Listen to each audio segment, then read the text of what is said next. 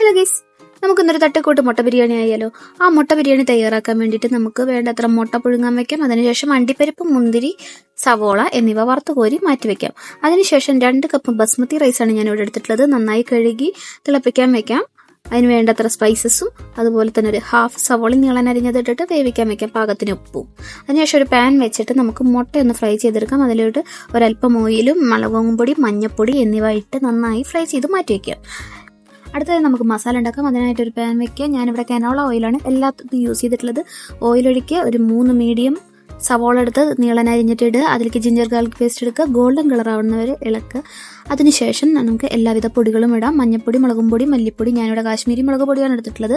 Garam masala, chicken masala ഓപ്ഷനിലും. അപ്പോൾ ഇതൊക്കെ ഇട്ടിട്ട് നന്നായിട്ട് ഇതുപോലെ ഒന്ന് പച്ചമണം മാറുന്നവരെ ഒന്ന് വാട്ടിയെടുക്കുക. അതിനുശേഷം 2 ടേബിൾ സ്പൂൺ വെള്ളം കൂടി ഒഴിച്ചിട്ട് ഒന്നും കൂടി വാട്ടുക. അതിനുശേഷം ഒരു മീഡിയം സൈസ് ടൊമാറ്റോ എടുത്തിട്ട് നന്നായി ചെറുതാക്കി അരിഞ്ഞിട്ട് ഇതുപോലെ ഇട്ടിട്ട് നന്നായി ഉടച്ചെടുക്കുക. അടച്ച് വെച്ച് വേവിച്ച് ഉടച്ചെടുക്കുക. വെന്ത് കഴിഞ്ഞ് വെച്ചാൽ നമുക്ക് 1 ടേബിൾ സ്പൂൺ തൈര് ആഡ് ചെയ്യാം.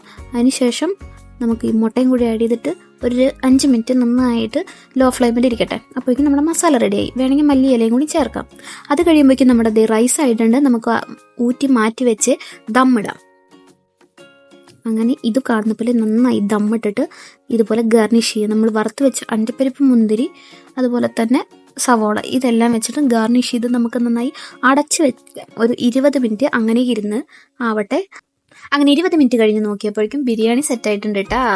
എന്തായാലും നന്നായിട്ട് ഇത് മിക്സ് ചെയ്തിട്ട് നമുക്ക് കഴിക്കാം. എല്ലാവർക്കും ഇത് ഇഷ്ടപ്പെടും.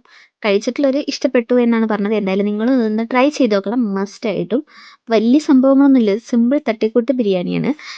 അപ്പോൾ എന്തായാലും എല്ലാവരും ട്രൈ ചെയ്ത് നോക്കുക. അടുത്ത വീഡിയോയിൽ കാണുന്നവരേക്ക് ബൈ.